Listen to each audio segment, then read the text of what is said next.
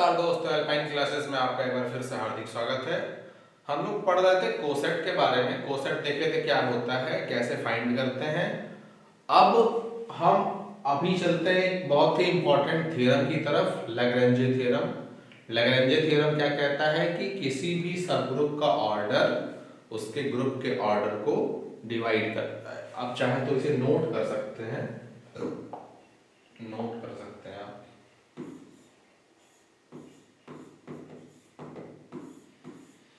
ठीक है, as a theorem भी नोट कर सकते हैं।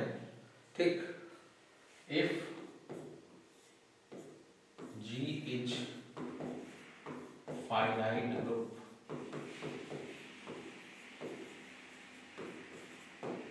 एंड H इज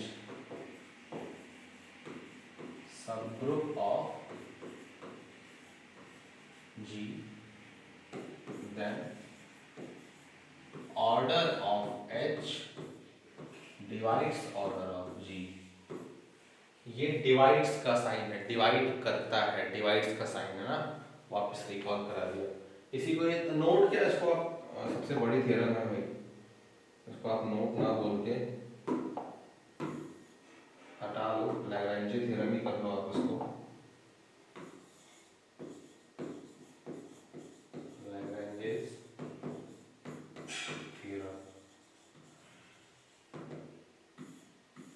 ठीक है, लैग्रेंजेस थ्योरम। ठीक है, तो हमें ये प्रूफ करना है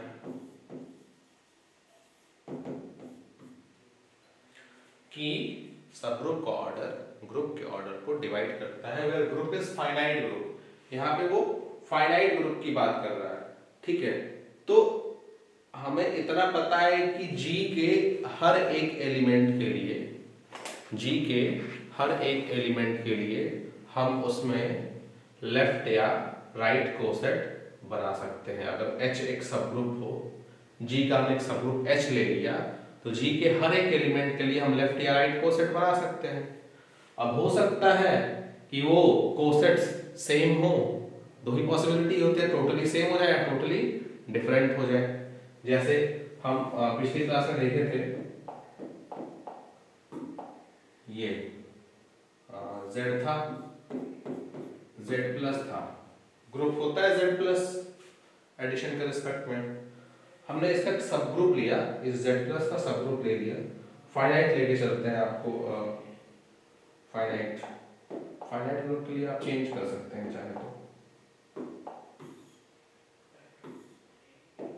फाइनाइट ग्रुप आप चेक कर लो, आई थिंक क्यूएट ले लेते हैं। Plus minus one plus minus I plus minus J and plus minus के, ऐसा। ठीक, तो जब ऐसा ले लिए तो इसका सब ग्रुप एक ले लिए, कौन सा, 1 माइनस 1। ठीक है, H क्या हुआ, सब ग्रुप हो गया G का। तो इसके कोसेट कितने बनेंगे, G के सभी एलिमेंट के लिए कोसेट बनेंगे। 1 रखेंगे तो भी कोसेट बनेगा, -1 से भी कोसेट बनेगा, I से भी बनेगा, -I से भी बनेगा। ठीक है, 2 2 4 2 6 8 कोसेट्स बनेंगे इसके, लेफ्ट या राइट। कोसेट क्या होता था, H के एलिमेंट में G के एलिमेंट को राइट साइड में जब ऑपरेट कराते हैं, ठीक है, H के सभी एलिमेंट में G के किसी भी एलिमेंट को राइट साइड में ऑपरेट कराते हैं, तो जो सेट फॉर्म होता है उसे राइट कोसेट, और लेफ्ट साइड में ऑपरेट कराएंगे तो लेफ्ट कोसेट। कई बार जितने एलिमेंट हैं उन सबको ऑपरेट कराने के जितने सेट आते हैं, तो कई सारे सेट्स इक्वल हो जाते हैं। ठीक है भाई, इसमें पॉसिबिलिटी है कि 8 ही कोसेट बनेंगे, लेफ्ट कोसेट हो या राइट कोसेट हो, 8 ही बनेंगे। +1 से -1 से प्लस आई माइनस आई प्लस जे माइनस जे प्लस के माइनस के, तो या तो वो 8 बनेंगे या 8 से कम। 8 से कम क्यों, हो सकता है कुछ एक आपस में इक्वल हो जाए, तो उसको तो एक ही बार काउंट करेंगे। ठीक है, जैसे आप आपस में अगर H I लिखते तो क्या होता, I और -I। ठीक है, और आप इसमें H और -I लेके चलते तो क्या होता, -I और ये क्या हो जाएगा I। ठीक है, तो ये तो सेम हो गए ना, दोनों राइट कोसेट्स क्या हो गए, सेम हो गए। तो या तो राइट कोसेट सेम हो जाते हैं या टोटली डिफरेंट होते हैं, कोसेट का प्रॉपर्टी है हम लोग पढ़े थे। ठीक है, और ये भी देख रहे हैं कि क्यूबेड के हर एलिमेंट से हम कोसेट बना सकते हैं। ठीक, चलिए तो इसको आप दिमाग में रखिए,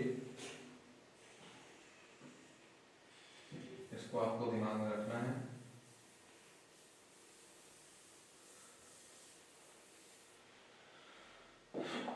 हाँ, तो अब यहां लिखेंगे since for each element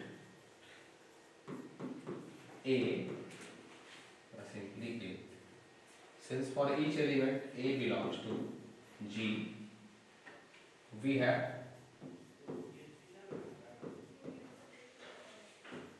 right cosets as well as left cosets। Bracket में हम राइट को लेके चल रहे हैं अभी, राइट cosets और लेफ्ट cosets और H in G। ठीक है, हर एलिमेंट के लिए होगा, तो या तो वो सेम होंगे या डिफरेंट होंगे। Late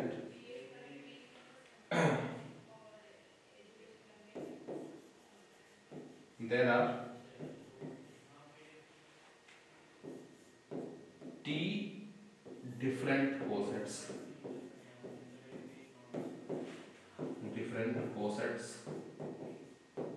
of H in G। ठीक है, टोटल पॉसिबिलिटी क्यूएट में कितनी थी, 8 एलिमेंट थे, हमने सब ग्रुप लिया था 1 और -1, तो कितने कोसेट बनते हैं, 8, 80 बनते। ग्रुप के ऑर्डर के बराबर कोसेट बनेंगे, नंबर ऑफ कोसेट्स जो होंगे वो या तो ग्रुप के ऑर्डर के बराबर होंगे या उससे कम होंगे। कम क्यों होंगे, क्योंकि आइडेंटिकल हो जाएंगे तो कुछ बाहर मतलब कुछ रिपीट हो जाएंगे तो उनको लिखते नहीं है, उनको काउंट एक ही बार करेंगे। तो या तो ग्रुप के ऑर्डर के बराबर होगा या उससे कम होगा। ठीक है, तो हम मान लेते हैं कि कम से कम टी कोसेट्स ऐसे हैं जो टोटली डिफरेंट हैं, डिस्टिंक्ट हैं।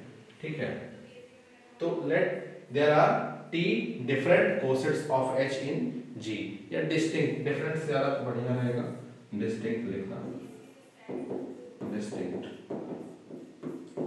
ठीक है, तब हम क्या करेंगे, कोसेट्स का यूनियन हमें पूरा का पूरा क्या दे देता है, ग्रुप दे देता है। अभी हमने वहां देखा था, वहां भी -i मिल रहा था, 1 और -1 मिल रहा था, सॉरी j और -j से करते तो j और -j मिलता, k से करते तो k और -k मिल जाता, तो +i -i +j ये सारे मिलते ना, ये भी मिलता, ये भी मिलता, j और -j भी मिल जाता, k और -k भी मिल जाता। ठीक है, k से ऑपरेट कराने पे सारे मिल जाते हैं। ठीक है, इसको आप मिटा दो, ये 1 और -1 सभी मिल जाते हैं ऐसे। तो सबका यूनियन लेंगे तो हमें पूरा का पूरा जी मिल जाएगा, पूरा का पूरा जी मिल जाएगा। तो वही यहां लिखना है, let there are t distinct cosets of h in g, that and we know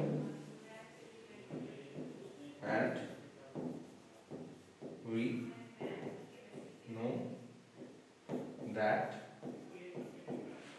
union of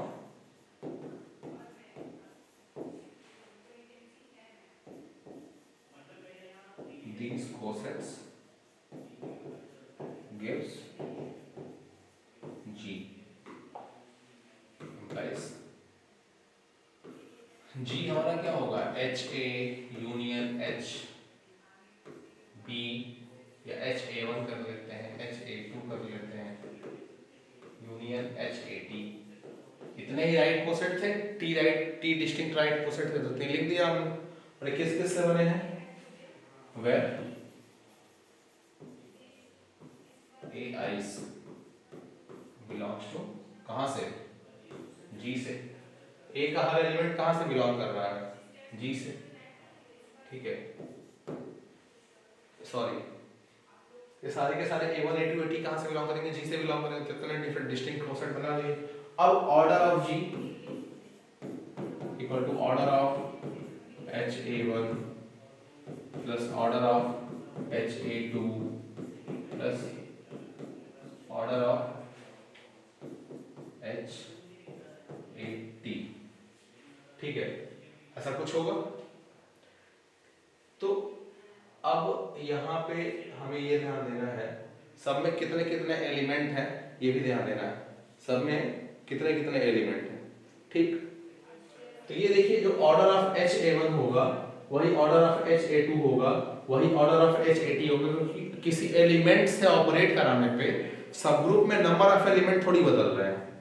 अगर 1 - 1 में इसमें हमने पीछे अगर I से ऑपरेट कराया था, ऐसे ऑपरेट कराया था, तो नंबर ऑफ एलिमेंट तो नहीं बदले थे, नंबर ऑफ एलिमेंट तो वही थे। तो चाहे HA1 का ऑर्डर हो, HA2 का ऑर्डर हो, HAT का ऑर्डर हो, सबका ऑर्डर किसके बराबर होगा? इसका भी जो ऑर्डर होगा, ठीक है, वो किसके बराबर होगा? सब ग्रुप के ही ऑर्डर के बराबर होगा, सारा का सारा। ठीक है, इसलिए order of G equal to order of H plus order of H, इसको आप मिटा सकते हो, प्लस ऑर्डर ऑफ H कहां तक? T टाइम्स ना। तो यहां से आ गया order of G equal to T into order of H, hence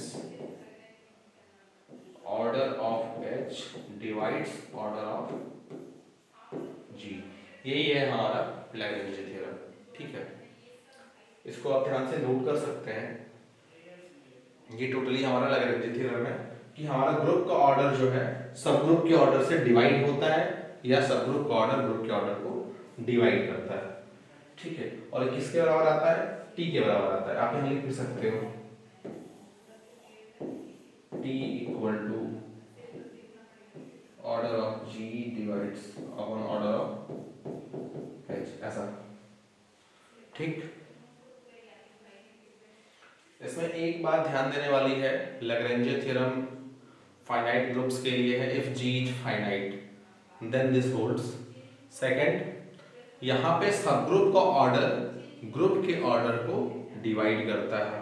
ठीक, अगर H कहते हैं ऐसे कि अगर H एक सब ग्रुप है और G एक फाइनाइट ग्रुप है और H उसका एक सब ग्रुप है, तो सब ग्रुप का ऑर्डर ग्रुप के ऑर्डर को डिवाइड करेगा।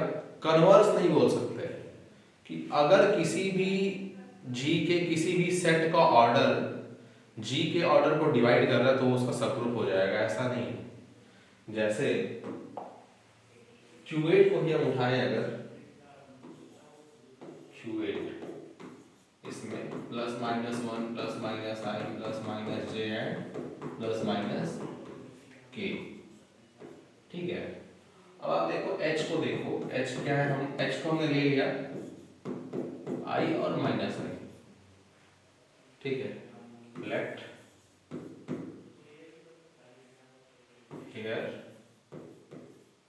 Order of H equal to 2, order of G equal to 8, order of H divides order of G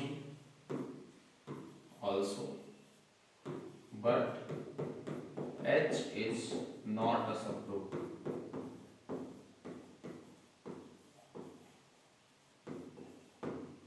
तो कन्वर्स लैग्रेंज थ्योरम का कन्वर्स ट्रू नहीं होता है।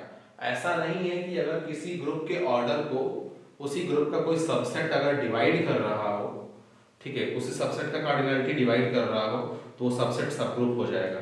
ये पॉसिबिलिटी नहीं होती है, ये हमने यहाँ से देखा। ठीक है, तो हमेशा याद रखें कि G को फाइनाइट ले पहले। ठीक है, इनफाइनाइट में भी चर्चा करेंगे, एटलीस्ट G को फाइनाइट ग्रुप ले और H सब ग्रुप हो। उसका सबसे बड़ी कंडीशन है कि H को सब ग्रुप होना चाहिए, और अगर ये सब ग्रुप है तो पक्का ग्रुप के ऑर्डर को डिवाइड करेगा। लेकिन अगर ग्रुप के ऑर्डर को कोई डिवाइड कर रहा है तो सब ग्रुप हो, ये जरूरी नहीं है। चलिए अगला, कुछ एक पॉइंट्स हैं जिन्हें आपको नोट करना होगा। ठीक, बोरोले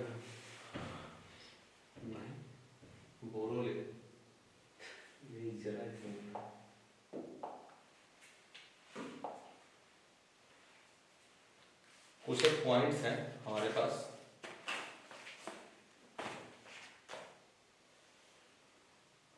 आप इसको नोट कर सकते हैं डायरेक्टली।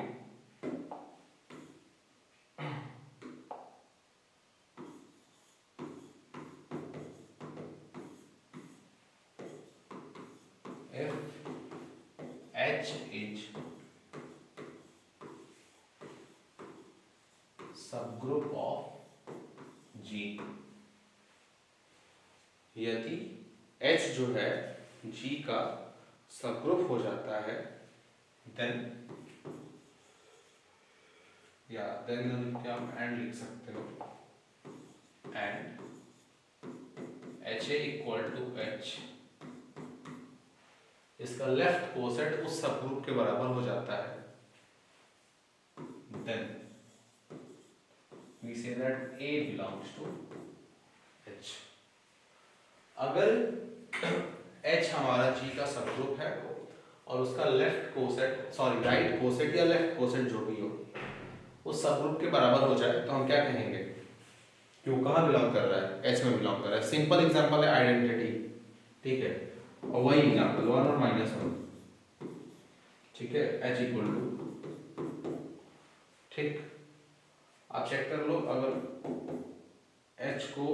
H में 1 ऑपरेट कराते हो ये 1 और -1, ठीक है, तो 1 कहाँ बिलोंग कर गया है, H में है, तभी ऐसा पॉसिबल है, H में है तभी ऐसा पॉसिबल है, ठीक है, तो क्या हो गया, आइडेंटिटी हो गया, ठीक, और आइडेंटिटी तो होता ही है उसमें। तो ये कुछ एग्जांपल जो हम खुद ही देखते चले आएंगे, पहला है, दूसरा, हमेशा if H is subgroup of G, ये नोट करना है, ऊपर पहला ना करके आप यहाँ फर्स्ट इसको फर्स्ट कर लो और इसको मिटा के इसको सेकंड कर लो। H को सबग्रुप लेके चल रहा है अभी, ठीक है, उसमें कोई प्रॉब्लम नहीं है। HA इक्वल टू HB ये हो जाए दूसरे में, ठीक है, HA और HB बराबर हो जाए, इसका मतलब होता है AB inverse belongs to H।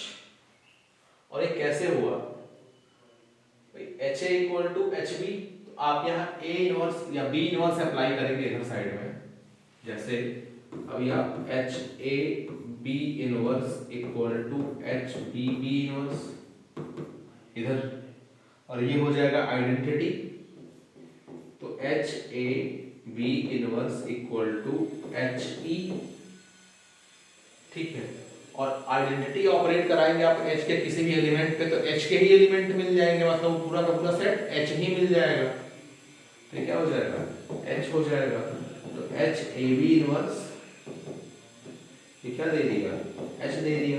अभी पहला वाला पॉइंट क्या पढ़े थे कि H में कोई एलिमेंट ऑपरेट कराने पे H मिल जा रहा है, तो वो कहाँ बिलोंग कर गया होगा, H में, तो राइट कोसेट है AB इनवर्स है यहाँ पे, और ये H के बराबर मिल गया, तो यहाँ से क्या हो जाएगा, AB inverse belongs to H। तो छोटे छोटे प्रूफ्स हैं, आप प्रूफ आराम से कर सकते हो, जो राइट के लिए कर रहा है वही लेफ्ट के लिए होगा, लेफ्ट के लिए आपको खुद लिख लेना होगा AH equal to BH, then also AB inverse belongs to H, तो भी हो जाएगा AH इक्वल टू BH, मतलब B इनवर्स A कहते हैं, AH इक्वल टू BH अगर होगा तो हाँ B इनवर्स अप्लाई करेंगे आप, तो B इनवर्स कैंसिल हो जाएगा, मतलब आइडेंटिटी दे देगा, तो B inverse A belongs to H। तो आप ट्राई कर सकते हो, उसमें कोई बहुत बड़ा टास्क नहीं है। तीसरा प्रॉपर्टी क्या था, तीसरी प्रॉपर्टी थी कि अगर HA या HB दोनों में से कोई भी हो, ठीक है, मतलब राइट कोसेट को अगर सबग्रुप होना है या लेफ्ट कोसेट को अगर सबग्रुप होना है, तो A को कहाँ बिलोंग करना पड़ेगा, H में बिलोंग करना पड़ेगा, इतना क्लियर रहे। अगर राइट कोसेट को या लेफ्ट कोसेट को सबग्रुप होना है तो क्या करना होगा, ए को एच में बिलोंग करना होगा। इसको भी आप लिख सकते हो यहाँ पे। इसको कैसे लिखा जाएगा?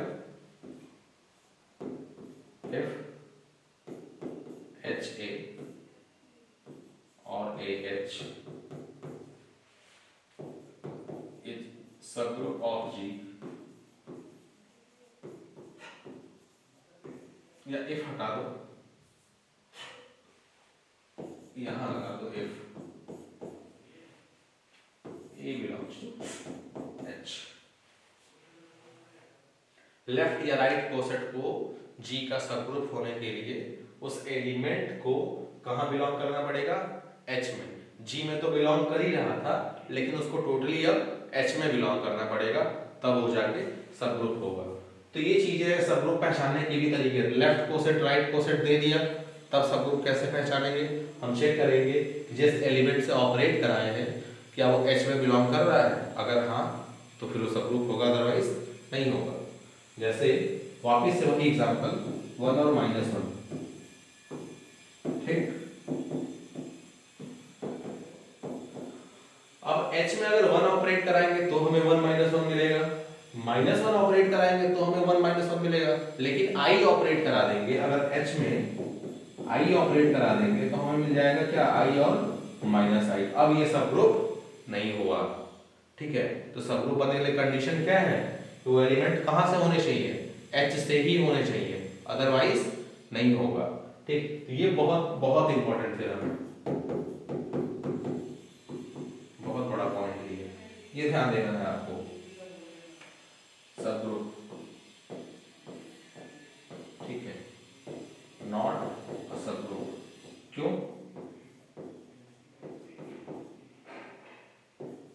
आई जो है एच में बिलोंग नहीं करता, आई कहाँ बिलोंग कर गया है? जी में। तो ये ध्यान देने वाली बात है।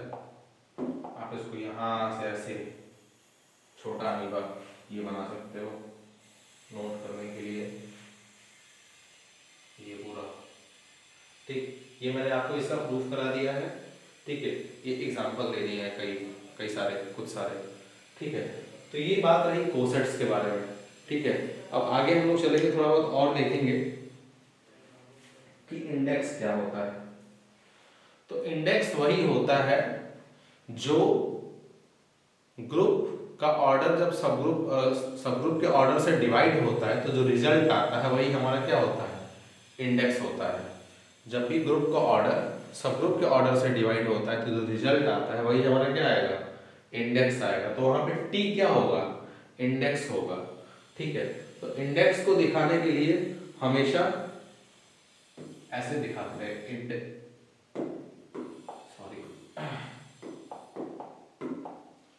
Index of H in ji.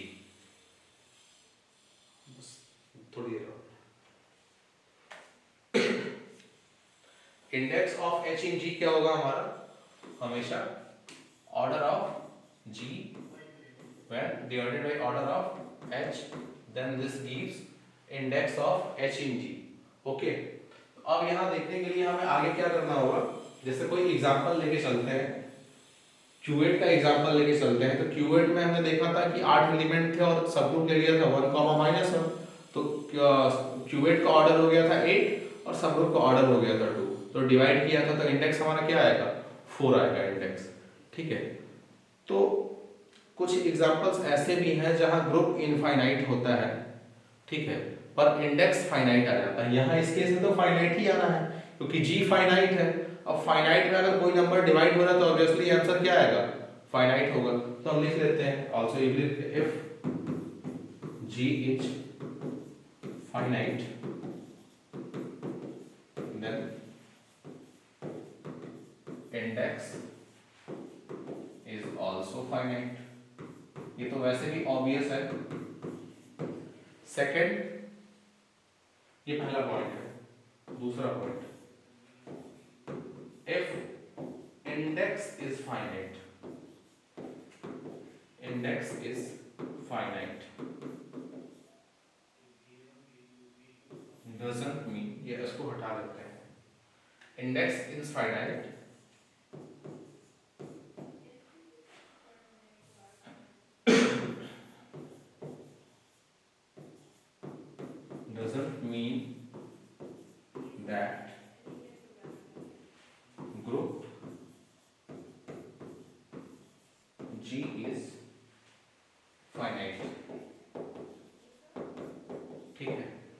Index finite है इसका मतलब ये नहीं है कि ग्रुप फाइनाइट होगा, ये ध्यान देना है, ठीक है।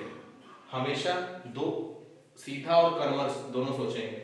यहाँ पे तो ग्रुप फाइनाइट था, तो फाइनाइट नंबर में किसी का भी आप डिवीजन करो हमेशा फाइनाइट ही रिजल्ट आएगा, तो वो तो फिक्स हो गया, ठीक है। तो हमने लिख दिया कि अगर g फाइनाइट है तो इंडेक्स हमेशा फाइनाइट आएगा, क्योंकि g फाइनाइट है तो उसके सब ग्रुप में भी फाइनाइट नंबर ऑफ एलिमेंट आएंगे, फाइनाइट में फाइनाइट का डिवाइड करेंगे फाइनाइट आएगा। बट यहाँ पे अगर इंडेक्स फाइनाइट है तो ग्रुप g भी फाइनाइट हो ये जरूरी नहीं है, इसके एग्जांपल्स देखने होते हैं यहाँ पे, और यही एग्जांपल्स बेसिकली आते हैं हमारे एंट्रेंस एग्जाम्स में, ठीक है। आपको कॉन्सेप्ट जितना क्रिस्टल क्लियर रहेगा उतनी चीजें आसान होगी। जैसे हम ग्रुप ले लेते हैं Z, एग्जांपल के तौर पे ले लेते हैं ग्रुप Z प्लस इस ग्रुप Z प्लस क्या हो गया, ग्रुप हो गया, ठीक है। अब क्या करना है, इसका कोई सब ग्रुप ले लेते हैं। सब ग्रुप कौन कौन सा होगा, 2Z या 3Z, 3Z ले लेते हैं, चलिए 3Z प्लस H सब ग्रुप ऑफ Z प्लस 5 में लगाते हैं, तो 3Z प्लस क्या हो गया, Z प्लस का क्या हो गया, सब ग्रुप हो गया, और है भी क्यों नहीं है, ऑपरेशन सेम है और बाकी सारा देख सकते हो क्लोजर प्रॉपर्टी होल्ड करती है कि नहीं। यहाँ पे 1 स्टेप टेस्ट और 2 स्टेप टेस्ट, ठीक है। 1 स्टेप टेस्ट में क्लोजर प्रॉपर्टी देखनी है, हर एलिमेंट यहाँ पे 3 का मल्टीपल होगा, इस सेट में हर एलिमेंट 3 का मल्टीपल होगा 3Z में, तो कोई भी दो एलिमेंट को जोड़ेंगे जो 3 का मल्टीपल हो तो ऐड करने के बाद वो 3 का क्या होगा, मल्टीपल ही तो आएगा, मींस 3A होगा कहीं H से, इसको आप हम H लिख लेते हैं, इसको लिख लेते हैं G, ठीक है। तो 3A अगर हम H से ले लिए, 3B अगर हम H से ले लिए, तो 3A प्लस 3B भी कहाँ चला जाएगा, H में ही तो चला जाएगा, क्लोजर ही तो है ना, ये तो 3 का multiple, this is also 3A plus B, ये भी तो चला जाएगा, तो क्लोजर तो हो ही गया। 2 स्टेप टेस्ट में क्लोजर देखते थे और देखते थे किसी भी एक एलिमेंट का इनवर्स मिलता है कि नहीं। अगर 3A है तो -3A भी तो बिलोंग करेगा इसमें, अगर 3 6 9 12 है तो -3 -6 -9 -12 भी होगा इसमें, तो क्या हो गया यहाँ पे, ये सब ग्रुप हो गया, ठीक। चलिए तो यहाँ पे सब ग्रुप हो गया। अब हमें देखना है कि इंडेक्स क्या होगा, ठीक है। चलिए देख लेते हैं। तो 3Z में पहले कितने कोसेट्स आएंगे, ठीक है। इंडेक्स क्या होता है, इंडेक्स क्या होता था हमारा,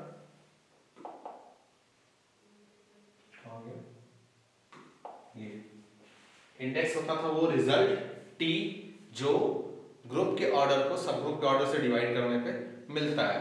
लेकिन एक बात और है इंडेक्स के बारे में, यहीं से अगर आप देखोगे तो वो T क्या था, वो T क्या था, नंबर ऑफ डिस्टिंक्ट राइट या लेफ्ट कोसेट्स।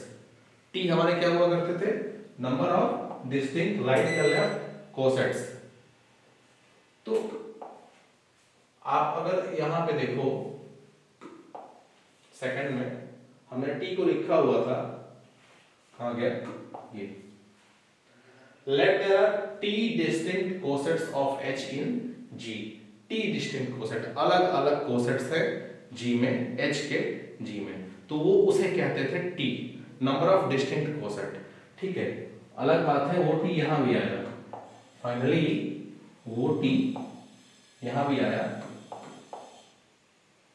वो T यहां भी आया, ये भी T ही आया था, ठीक है। लेकिन होता क्या था, नंबर ऑफ डिस्टिंक्ट कोसेट्स, ठीक है। तो आप इसको हटा देंगे वहां से,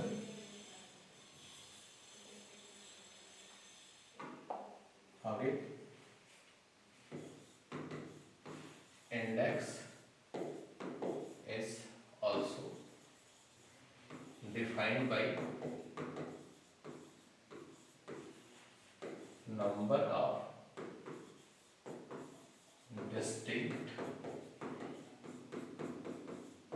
सेट्स, लेफ्ट और राइट, लेफ्ट और राइट इन जी, ये हुआ करता था। ठीक है, तो अब इसके डिफरेंट कोसेट्स निकालें, कितने डिफरेंट कोसेट्स मिल सकते हैं। तो चलिए देखते हैं। 3z अगर है, 3z है हमारे पास h, ठीक है, तो हम h में अगर g का कोई एलिमेंट उठाएं 1, g का कोई एलिमेंट उठाए, g हमारा क्या था यहाँ पे, g हमारा z प्लस था, तो यहाँ से 1 उठा सकते हैं, -1 उठा सकते हैं, -2 -3 सब उठा सकते हैं, तो g से हमने 1 उठाया। ठीक है, तो h में 1 को ऑपरेट कराया, तो क्या किया हमने 3z प्लस 1 ये किया,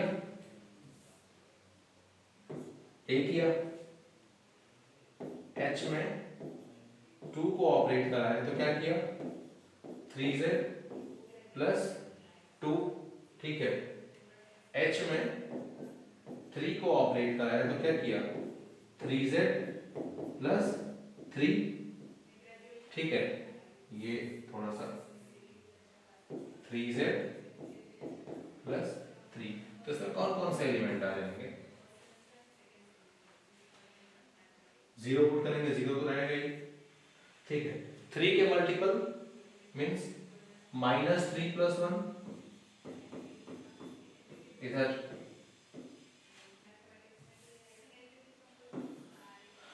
3z प्लस 1 में आएगा आपका 0 3 प्लस 1 6 प्लस 1 9 प्लस 1, आप यहाँ से इधर और देख सकते हो, आराम से देख सकते हैं इसको, 3 प्लस 1 6 प्लस 1 9 प्लस 1, ये तो सारे आएंगे ना, और इधर इनका निगेटिव वाला पार्ट आ जाएगा। ठीक है, इधर इनका निगेटिव वाला पार्ट आ जाएगा, तो 0 4 7 10 ऐसा हो रहा है यहाँ पे, ऐसा 3z प्लस 1 में, 3z प्लस 2 पे आप जा रहे हैं, तो क्या हो रहा है यहाँ पे। ठीक है, देखिए 3z प्लस 2 में क्या हो रहा है, 0 तो 0 हो ही रहा है। 3z में और कौन से एलिमेंट आते हैं, 3z में आता है 3 6 9 ऐसे करके आता है। ठीक है, 3 6 9, तो 3 में आप जोड़ रहे हो 2, ठीक है, 6 में आप जोड़ रहे हो 2, 9 में जोड़ रहे हो 2, ठीक है, ऐसे वाले, और यहाँ पे ये वाले 0। हम राइट वाला नहीं लिखे हैं, राइट वाला निगेटिव हो जाएगा, जगह नहीं है थोड़ा सा, इसलिए हमने उसको नहीं लिखा हुआ है, वो आप लिख सकते हो फिर डॉट डॉट डॉट। ठीक है, ये अंडरस्टूड है, इधर पीछे वाला 3z प्लस 3 में क्या आएगा 3 प्लस 3, ठीक है, 6 प्लस 3, अगला 9 प्लस 3 डॉट डॉट डॉट। अगर आप ध्यान से देखो 3z प्लस 4 अगर आप बनाते हो, 3z प्लस 4, तो आप 3z के हर एलिमेंट में क्या करोगे, 3z के हर एलिमेंट में जैसे 0 रखोगे, 3 प्लस 4 रखोगे, 6 प्लस 4 रखोगे एंड 9 प्लस 4 रखोगे, यही सब रखोगे। लेकिन आप अगर ध्यान से देखो तो ये 3z प्लस 4 जो है ना इसी में चला आएगा, ये वाला तो इसी में चला आएगा। ठीक, कोसेट्स में एलिमेंट कॉमन नहीं होने चाहिए। देखिए यहाँ पे जो 7 है ना, यहाँ पे जो 7 है 3 प्लस 4 7, आपका 7 कहाँ चला आया, इसमें चला आया। ठीक है, 10 आपका है, 10 कहाँ चला आया, 10 देखिए आपका चला आएगा इसी में 9 प्लस 1 में। ठीक है, 13 कहाँ चला आएगा, 13 आपका चला आएगा किसमें, 13 चला आएगा 9 प्लस 1 3 6 9, उसके बाद 12 प्लस 1 13 चला जाएगा। तो सब के सब कहाँ चले जा रहे हैं, 3z प्लस 4 पूरा का पूरा कहाँ चला जा रहा है, इसी में चला जा रहा है। ऐसे ही 3z प्लस 5 कहाँ चला जाएगा, वो भी आगे किसी में चला, 3z प्लस इसी में चला जाएगा, 3z प्लस 4 इसमें 3z प्लस 1 में चला, प्लस 2 में चला जाएगा। ठीक है, तो बाकी जितने सारे सेट मिलेंगे आप निकाल के देख लेना, सारे के सारे सेट जो हैं इसी 3 में चले जाएंगे यहीं पे। ठीक है, आप चाहो तो एक और आपको दिखा सकते हैं, 3z प्लस 5 चेक कर लेना आप, 3z प्लस 5 क्या होगा 3 प्लस 5, ठीक है, 6 प्लस 5, ठीक है, आगे 9 प्लस 5, आगे 12 प्लस 5, ऐसे ही होता जाएगा। तो फाइनली ये क्या आ गया 8, 11, 14 एंड 17। राइट वाला नहीं लिखा है, इसको लिख लीजिएगा, राइट वाला हमने लिखा नहीं है इधर, ऐसे ऐसे पीछे वाला। तो 8, 11, 14, 17, ठीक है।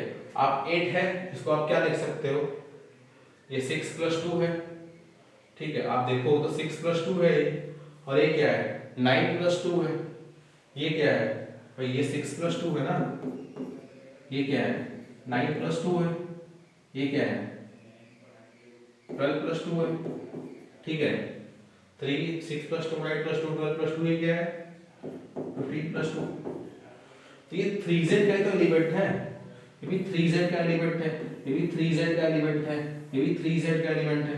This also belongs to 3z plus 2, ये भी 3z प्लस 2, ये भी 3z प्लस 2, और ये भी 3z प्लस 2। सभी के सभी कहां चले आए 3z प्लस 2 में। तो सारे के सारे इसी टीम में चले जाएंगे। ऐसा हो क्यों रहा है, ऐसा हो इसलिए रहा है कि 3 का मल्टीपल अगर हम 3z में 3 का मल्टीपल बनाना चाहें तो एक तो खुद 3z हो जाएगा, ठीक है, और मल्टीपल के बाद अगर उसमें हम डिफरेंट डिफरेंट चीजों को ऐड करना चाहें, 3z के अलावा अगर हम लेना चाहें तो हम 3z प्लस 1 लेंगे तो अलग एलिमेंट मिलेगा, 3z प्लस 2 लेंगे तो अलग मिलेगा। जो ही 3z प्लस 3 ले लेंगे ना तो वापस तो 3 का मल्टीपल हो गया ना, 3z प्लस 3 का हर एलिमेंट वापस कहाँ चला गया 3 के मल्टीपल में। तो हमने पहले ले ही लिया था, इसलिए मात्र 3 ही इसमें कोसेट्स हैं जो टोटली डिस्टिंक्ट हैं, इसमें कोई भी एलिमेंट कॉमन नहीं आएगा। आप चेक कर सकते हो कोई भी एलिमेंट कॉमन नहीं है। तो नंबर ऑफ डिस्टिंक्ट कोसेट्स क्या हो गए 3 हो गए, ठीक है। तो इंडेक्स कितना हो गया 3 हो गया, जबकि ग्रुप हमारा क्या था इनफाइनाइट था, ठीक। ग्रुप हमारा इनफाइनाइट होने के बावजूद इंडेक्स क्या आ गया फाइनाइट आ गया। सब ग्रुप भी इनफाइनाइट है, ऑब्वियसली ग्रुप इनफाइनाइट तो सब ग्रुप इनफाइनाइट, ठीक है। और सब ग्रुप इनफाइनाइट हो गया तो हमारा इंडेक्स, फिर भी इंडेक्स हमारा क्या आया 3 आया। अगर आप ऐसा सोचोगे कि ऑर्डर ऑफ G और ऑर्डर ऑफ H डिवाइड करें और ये हमेशा फाइनाइट है तो हमेशा पॉसिबल नहीं है। अगर G इनफाइनाइट कर दे तो ऑर्डर ऑफ G इनफाइनाइट हो गया, ऑर्डर ऑफ H इनफाइनाइट हो गया। इनफाइनाइट में इनफाइनाइट का डिफाइंड ही नहीं है और यहाँ फाइनाइट लाने की बात कर रहे हैं तो पॉसिबल नहीं। तो मैथमेटिकली यहाँ से नहीं देखेंगे, हमें थियोरेटिकली समझना होगा कि मतलब क्या है इंडेक्स का। तो इंडेक्स का मतलब होता है किसी भी ग्रुप में अगर कोई सब ग्रुप है तो उसके डिफरेंट कोसेट्स कितने हैं, number of different cosets of a subgroup in any group is called index.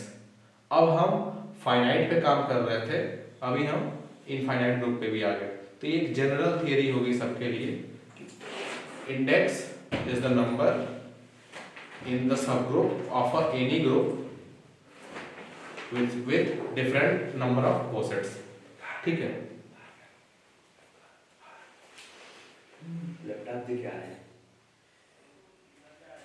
कहो सो चलिए तो ये आप पीछे देख लीजिए। Index in a finite, index is finite doesn't mean that group G is finite. Example हमने देख लिया किसका 3z का एग्जांपल देखा ये, ठीक।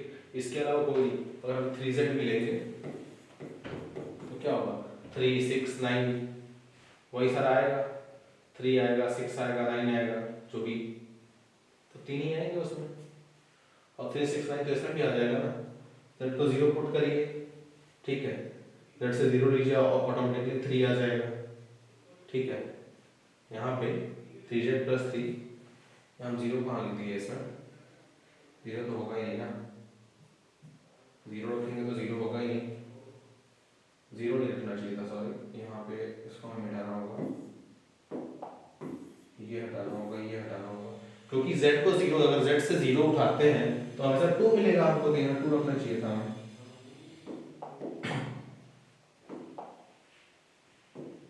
2 रखना चाहिए था, ठीक है। 2 3 + 2 6 प्लस, ठीक है। आगे यहाँ भी z को 0 रखेंगे तो क्या मिलेगा 3 मिलेगा, ठीक है। यहाँ पे 0 रखेंगे तो हमें 1 मिलेगा, यहाँ पे भी ये नहीं रखना चाहिए था, 1 मिलेगा, ठीक। तो ये सारे मिलते जाएंगे। तो आप 3 से उठाओगे तो भी आपको 3 मिल ही गया, 6 चाहिए 6 मिल जाएगा, ठीक है।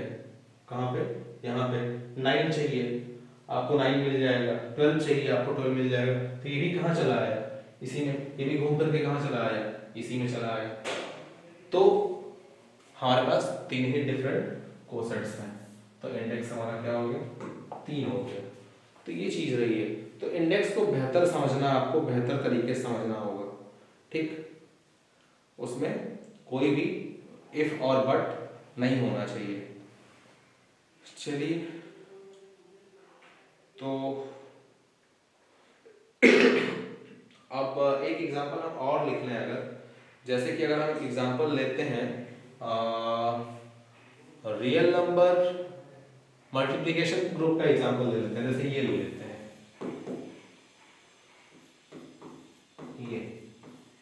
ये कैसे, किसके रिस्पेक्ट में ग्रुप बनाएगा, रियल नंबर एक्सक्लूडिंग 0 किसके रिस्पेक्ट में ग्रुप बनाएगा, ये हमें आपको, ये आप बताइए कि ये किसके रिस्पेक्ट में ग्रुप बनाएगा। तो भाई ऑब्वियस है 0 यहाँ से हट चुका है, ठीक है। क्यों हटाया गया, रीजन वही है कि इसका इनवर्स नहीं मिल पाता होगा, तभी तो हटाया गया होगा। तभी तो हटाते हैं सेट में से 0 कोई भी एलिमेंट जब उसका इनवर्स ना मिल पाए। तो 0 का इनवर्स नहीं मिल पा रहा है, ऑब्वियसली कौन सा ऑपरेशन रहा होगा, मल्टीप्लिकेशन का। ठीक है, मल्टीप्लिकेशन का ये हमारा ग्रुप हो गया, ठीक। तो ये ग्रुप हो गया। अब हम एक सब ग्रुप ले लें, जैसे 1, -1 यहाँ पे, ठीक है। सब ग्रुप सेम ले लिया हमने 1, -1, ठीक है। तो अब यहाँ पे इंडेक्स क्या होगा, सबसे बड़ी बात कि यहाँ पे इंडेक्स क्या होगा। तो इंडेक्स हम क्या बता रहे थे कि नंबर ऑफ डिफरेंट लेफ्ट और right cosets of H in G। अब यहाँ पे G को बदलते जाइए, G को बदलते जाइए, G के एलिमेंट्स अलग अलग रखते जाइए, आपको H भी अलग अलग मिलता जाएगा। अगर G को 1 रखेंगे तो मल्टीप्लाई करिए 1 × 1 1 1 × -1 यही मिल जाएगा। G को 2 रखेंगे तो 2 और -2 मिलेगा, 3 रखेंगे तो 3 और -3 मिलेगा, 4 रखेंगे 4 और -4 मिलेगा, 5 रखेंगे 5 और -5 मिलेगा। तो कितने डिफरेंट कोसेट्स मिल रहा है, इनफाइनाइट कोसेट्स मिल रहे हैं यहाँ पे, ठीक है। यहाँ पे इनफाइनाइट कोसेट्स मिल रहे हैं। हियर नंबर ऑफ डिफरेंट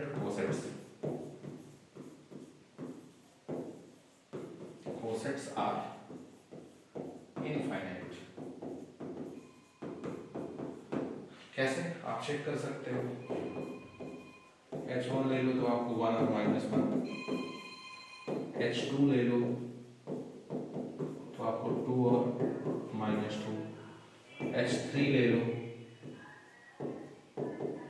तो 3 और -3। कहाँ तक, इनफाइनाइट तक, पूरा तक जाएगा।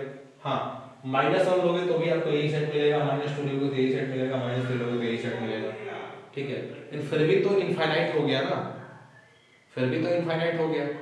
1 2 3 4 5 6 लोगे, कहाँ तक लोगे, इनफाइनाइट तक। तो number of different cosets left और राइट कितना हो गया, infinite. So index is infinite. सो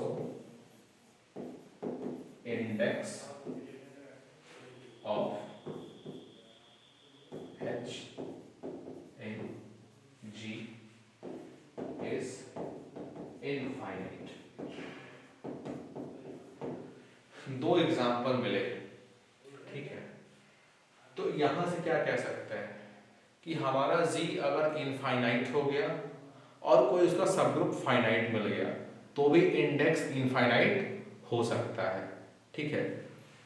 तो अभी हमारी चर्चा इंडेक्स तक ही रहेगी कि करना क्या है, ठीक है। आगे देखते हैं अभी कि और क्या कर सकते हैं। तो सबसे पहले हमने क्या देखा आज कि कोसेट्स क्या होते हैं, कैसे उसको कैसे पहचानते हो, तो हमने कल देखा था। आज हमने देखा कि कोसेट्स को कैसे लिखते हैं, ठीक है, और लैग्रेंजे थ्योरम क्या होता है। लैग्रेंजे थ्योरम ये कहता था कि किसी भी सबग्रुप का ऑर्डर उसके ग्रुप के ऑर्डर को डिवाइड करेगा। अगर किसी भी सबग्रुप का ऑर्डर उसके ग्रुप को डिवाइड कर रहा था तो वहां पे लैग्रेंजे थ्योरम में ग्रुप को फाइनाइट लिया गया था। ये ध्यान देने वाली बात है।